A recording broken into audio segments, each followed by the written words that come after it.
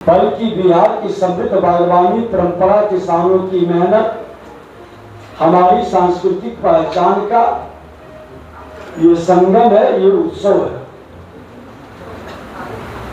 बिहार की लीची ने अपनी मिठास गुणवत्ता से देश ही नहीं विश्व स्तर पर अपनी पहचान बनाई है। हमारा भी फिर से इस प्रकृति की गोद में बहुत सारी जानकारी और नए अनुभव प्राप्त करने का सौभाग्य मिल रहा है।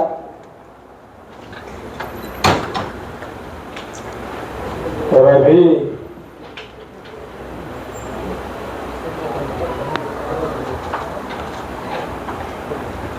ये सुरेश गुप्ता जी लीचीपुरम, उसके नीचे लिखे हैं मीठा मुस्कुराइए। आप लीचीपुरम में हैं तो निश्चित तौर पर लीची शब्द जो है मधुरता का प्रतीक है, पवित्रता का प्रतीक है, शुद्धता का प्रतीक है।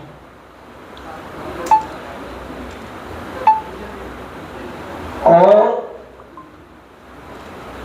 आज का ये आयोजन केवल कृषि उत्सव नहीं है,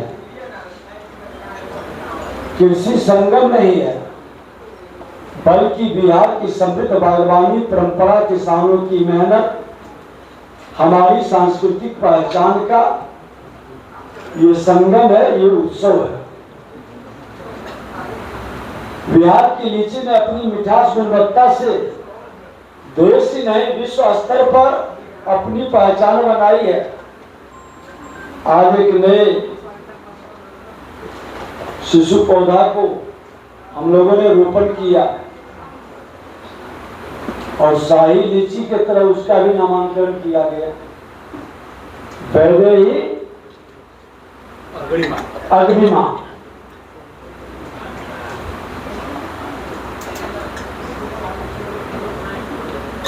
लोग हमारी पहचान और हमारे ज्ञान को लेकर के अपना धमाल मचा रहे हैं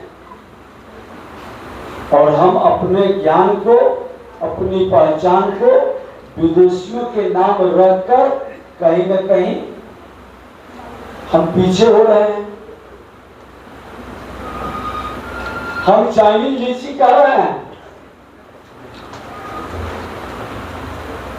अभी एक नारा लगा रही थी हमारी बहन किसान, बोल रही थी,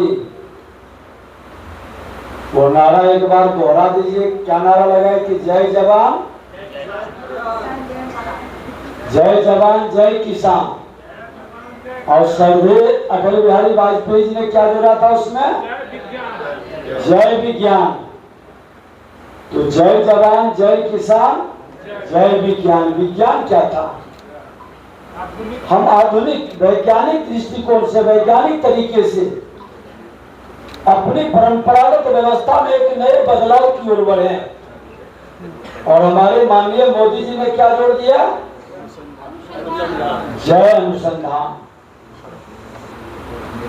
आज इसकी बड़ी जरूरत है। हम जय जवान जय किसान जय विज्ञान, विज्ञान के कारण आज मेरा भंडार भर गया। 80 करोड़ लोगों को मुफ्त में अनाज भी मैं दे रहा हूं। कल तक मैं अनाज का कटोरा लेकर के विदेश के सामने खड़ा रहता था, आज 80 करोड़ लोगों को मुफ्त में अनाज बांट रहा हूं। ये विज्ञान का चमत्कार है।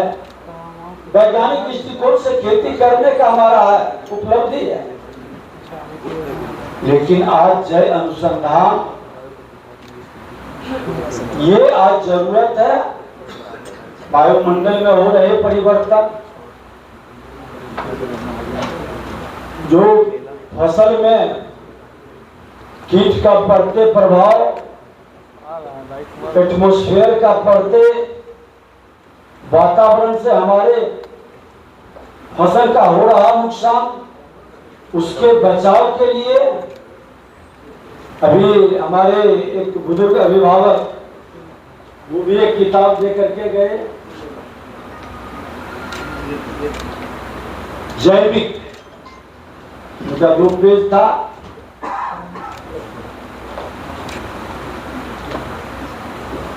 कुछ जैविक खेती पर था। देववती जैविक उद्यान, बिहार लीची संगम कार्यक्रम में इन्होंने अपना एक आवेदन दिया है। देखिए, एक चीज मैं बता दूं, अनुसंधान जो एग्रीकल्चर में है, हमसे ज्यादा मूर्धन आप लोग बैठे हैं।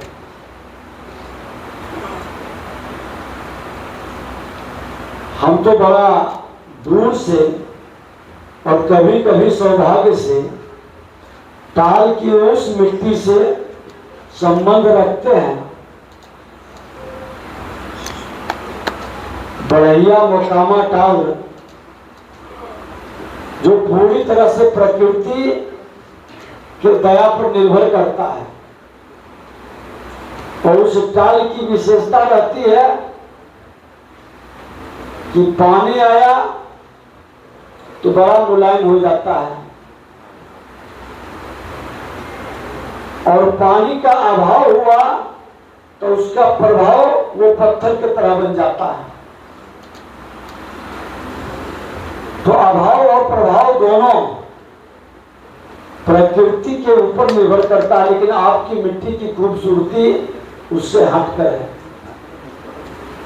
और उसका प्रभाव तो हमने मुजफ्फरपुर में देखा है। यहाँ के लोग जिस शालीनता के साथ, जिस मधुरता के साथ, जिस संयम और धैर्य के साथ इस मिट्टी के प्रकृति के अनुकूल चलते हैं, और आज उस प्राकृतिक कृषि की ओर केंद्र और राज्य सरकार के द्वारा जो कदम उठाए गए हैं और जो आपके सुझाव आए हैं, बहुत अच्छे सुझाव है। हम लोग भी जब बैठेंगे तो इस पर हम लोग विचार करेंगे, क्योंकि आज कोई एक फॉर्मूला एक सीजन को समझकर स्थापित नहीं किया जा सकता। हमने लोगों के साथ देखते हैं कि 4-5 सीजन का प्रभाव लोग देखते हैं।